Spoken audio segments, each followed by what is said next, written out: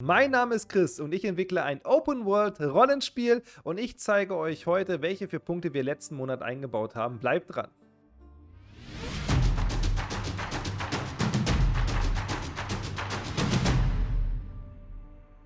Erster Punkt. Stell dir vor, du reist durch ein Rollenspiel, ein Fantasy-Spiel und du möchtest einfach was Kühles trinken. Das geht jetzt bei Drova, denn wir haben eine Taverne eingebaut. Dort kannst du jetzt reingehen und das soll eine klassische RPG-Taverne sein, aber in einem keltischen, antiken Setting soll es gesetzt sein. Und dort haben wir jetzt Quest eingebaut, du kannst dort NPC kennenlernen, du kannst dort Quest natürlich dann machen und du kannst auch ein kleines Geheimnis entdecken. Und natürlich soll der Mut, den ihr hier gerade in den Bildern seht, das ausdrücken, warme Gefühle, dass man sich hinsetzen möchte, ans Feuer setzen, man möchte was trinken, man möchte mit NPCs sprechen.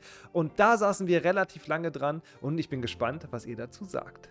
Punkt Nummer 2. Wir sind natürlich ein klassisches RPG, das heißt, es muss natürlich auch Zauber geben. Es ist ein Fantasy-Game. Das heißt, wir haben uns jetzt damit beschäftigt, wie sollen denn die Zauber bei uns aussehen? Und aktuell ist es halt so, es gibt 2 Typen von Zauber, einmal physische und einmal magische Zauber. Am Anfang kann der Spieler oder die Spielerin eher die physischen Zauber und lernt zum Beispiel durch Spruchrollen oder so die magischen Zauber und erst im späteren Spielverlauf lernt der Spieler oder die Spielerin magische Zauber und die sind natürlich dann auch sehr impactvoll, denn sie sind natürlich sehr mächtig, denn es geht ja schon Richtung Late Game und da haben wir mächtige Zauber eingebaut und einen zeigen wir euch hier und ich bin gespannt, was ihr sagt. Wenn ihr den Zauber seht, flasht er euch? Findet ihr den cool oder sagt ihr so, oh Gott, ja okay, sieht ganz cool aus, aber weiter geht's.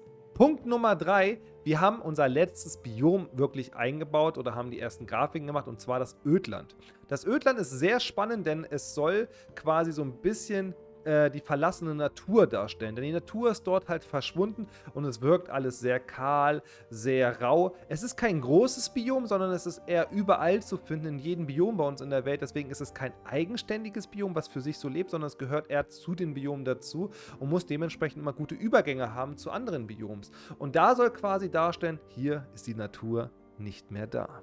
Punkt Nummer 4, es ist zwar nicht direkt Drova, aber viele Leute fragen uns immer wieder, wie wird man eigentlich Spielentwickler? Wie hast du das gemacht, Chris? Wie hast du eine eigene Firma aufgebaut? Wie? Fragen über Fragen und viel Interesse und deswegen haben wir einen eigenen Twitch-Kanal, Freunde. Kommt da mal drauf, denn dort fangen wir ein neues Projekt an, was wir nur mit euch entwickeln, unser Community-Projekt und dort könnt ihr uns alle Fragen stellen und wir zeigen euch live, wie Spielentwicklung funktioniert und das heißt, wenn du anfangen möchtest, Spiele zu entwickeln, dann komm am besten bei Twitch und stell mir Fragen, komm mit mir ins Gespräch, denn mir ist es ganz wichtig, euch zu sagen, ihr müsst nicht Programmierer oder Programmiererin sein, denn Spielentwicklung ist so viel mehr. Ihr müsst Sounddesigner, Game Designer, ihr müsst Ideen haben und so weiter und so fort. Und das möchte ich euch gerne auf Twitch zeigen. Das heißt, wenn ihr nicht programmieren könnt, ist das nicht schlimm.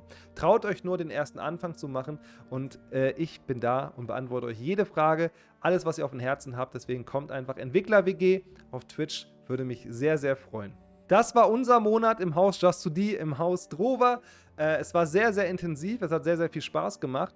Wenn ihr aber noch Fragen habt, kommt einfach auf unseren Discord. Ihr könnt jederzeit dort mit uns in Kontakt treten. Kommt auf Twitch, kommt auf TikTok, kommt auf Twitter, kontaktiert uns, traut euch, macht einen Anfang. Wir würden uns sehr drüber freuen, mit euch zu reden, mit euch zu schnacken, mit euch zu philosophieren, denn wir sind auch absolute Computer- oder Spiele-Fans und wir würden sehr, sehr gerne mit euch über Rollenspiele philosophieren und diskutieren. Deswegen, ich wünsche euch allen einen wunderschönen Tag und wir sehen uns beim nächsten Update. Euer Chris.